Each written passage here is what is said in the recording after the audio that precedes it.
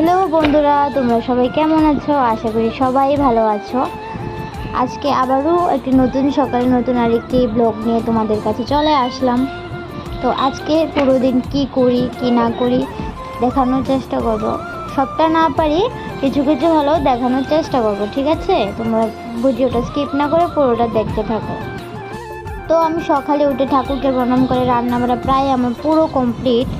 তারপর আমার হাজব্যান্ড আর আমার বেবি, ছোট্ট বেবি, ও ঘুমিয়েছিল। তারপর তো আমি আজকে রান্না করছিলাম চিকেন। কালকে রাত্রে আমার বর নিয়ে এসেছিলো, কালকে রাত্রে আর করতে পারিনি, তাই সকালে ও ডিউটিতেও চলে যাবে, তাই সকালে রান্না করে ফেললাম। দেখো, তারপর আর কি উঠে গেল আমার সোনামণি ঘুম থেকে। তারপর ওর সাথে একটু খেলা করছিলাম। দেখো, ও আমার হাতটাকে নিয়ে মুখে দেবে, কারণ ওর দাঁত উঠছে তো, তাই কামড়ানো আমার হাতগুলিকে ওর মুখে নিচে কামড়ানোর জন্য। তারপর কি বলে ওটাকে, চৈত্র মাসের লাড়ু বান আমাদের বাড়িতে হচ্ছিল, আমি করিনি, এই বছর প্রথমবার করলাম আমার বৌদির সাথে, মানে আমার জালের সাথে দুজন মিলে করছিলাম। দেখো,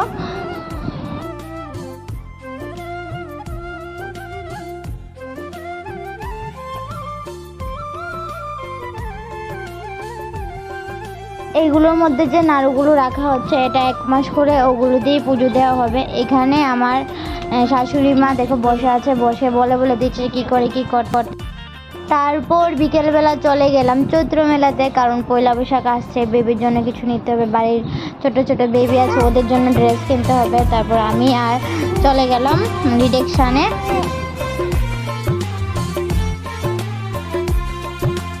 তারপর আর কি দেখতে দেখতে চলে আসলাম রিডেকশানে। এসে তো আমার মাথা পুরো ঘুরে গেল, বাবারে বাবা, এত মানুষ। তারপর দেরি না করে ভিমার্টে ঢুকে গেলাম। ঢুকে প্রথমে বেবিদের জন্য ড্রেস কিনছিলাম। বেবিদের ড্রেসগুলো খুবই সুন্দর ছিল, দেখে তো খুবই ভালো লাগছিল, মনে হচ্ছে যে সবগুলি কিনে ফেলি, এত সুন্দর লাগছিল। তারপর আমার বেবি দেখো, ওকে দেখে মনে হচ্ছে যে ও সবগুলি ড্রেসই নিয়ে নেবে। দেখো, ওকে ধরিয়ে রাখতে পারছিলাম না ও ড্রেসগুলির সাথে এত। তারপর দেখো সফট টয়েসগুলি এত সুন্দর ছিল, মনে হচ্ছে সবগুলি কিনে ফেলে। আমার সফট টয়েসগুলি খুব ভালো লাগে, মানে কি বলবো। তারপর ভিমার্ট থেকে বেরিয়ে রিডেকশনে কিছু টুকিটাকি কেনাকাটি করলাম। দেখো চারিদিকে 150 এগুলি ঝুলছে, এগুলি দেখা যাচ্ছে। তারপর আর দেরি না করে বাড়ি যাওয়ার উদ্দেশ্যে রওনা হয়ে গেলাম। আর রিডেকশনে গিয়ে এটাই বুঝতে পারলাম তোমার হাঁটতে হবে না, মানুষ তোমাকে ঠেলে সামনের দিকে নিয়ে যাচ্ছে, এরকম অবস্থা।